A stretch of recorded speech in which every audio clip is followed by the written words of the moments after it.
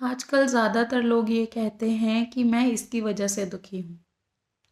चाहे वो माँ-बाप हो, दोस्त हो, रिश्तेदार हो, पत्नी हो या पड़ोसी हो। और ये बात कुछ हद तक गलत भी नहीं है, क्योंकि कुछ लोग जेन्युइनली बहुत हर्ट करते हैं। पर सवाल ये है जो हम रेयरली ही कभी अपने आप से पूछते हैं कि उसके बाद उसने जो किया उसके बाद मैंने अपने साथ क्या किया? उसके बिहेवियर के बाद मैंने अपने आज को इम्प्रूव करने के लिए क्या किया? क्या मैंने कुछ किया भी या मैं उन्हीं बातों को रिपीट करता रहा? यहीं पर कबीर का एक दोहा मुझे सोचने पर मजबूर कर देता है कि बुरा जो देखन मैं चला, बुरा न मिलया कोय, जो मन खोजा आपना, मुझसे बुरा न कोय।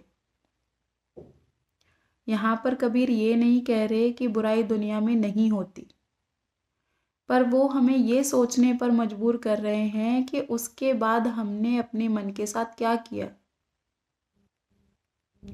क्योंकि अगर मैं बार बार यही बोलती रहूँगी कि मेरे साथ गलत हुआ, मैं दुखी हूँ, तो वो आवाज़ मेरे दिमाग तक जा रही है और मेरा दिमाग उसे मेरी आइडेंटिटी बना देगा।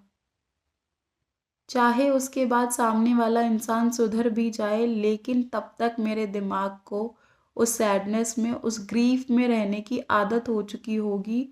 तो अब चाहे सामने वाला सुधर भी जाए, मैं दुखी ही रहूँगी।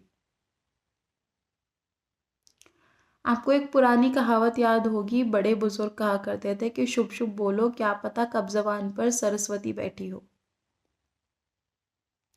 वो कोई सुपरस्टिशन नहीं था, उसके पीछे भी एक न्यूरो साइंस है। क्योंकि शुभ शुभ बोलो, अगर मैं अच्छा बोलूँगी तो जो हम बोलते हैं वही हमारा दिमाग सुनता है। अगर मैं अच्छा बोलूँगी तो वही मेरे दिमाग तक जाएगा, वही मेरा दिमाग मानेगा, वहीं से मेरी सोच पैदा होगी और मेरी सोच से मेरे कर्म निर्धारित होंगे।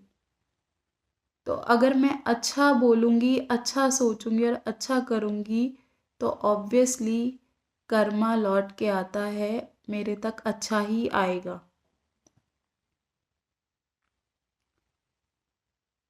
इसीलिए अगर किसी के बिहेवियर की वजह से आप सालों तक दुखी हो और आप अपनी लाइफ को इम्प्रूव करने के लिए कुछ नहीं कर रहे हो, तो ये दूसरे इंसान के लिए ब्लेम नहीं है, ये आपकी ज़िम्मेदारी है। आप अपनी खुशी किसी रिश्ते में मत ढूँढो। आपकी खुशी आपके मन के कंट्रोल में है और वो कंट्रोल सिर्फ़ और सिर्फ़ आप ला सकते हो।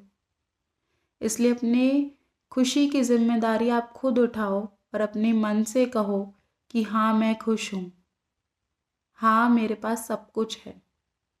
हाँ, मैं सब कुछ डिज़र्व करती हूँ और मैं सब कुछ पा सकती हूँ। फिर देखिए ज़िंदगी बदल जाएगी।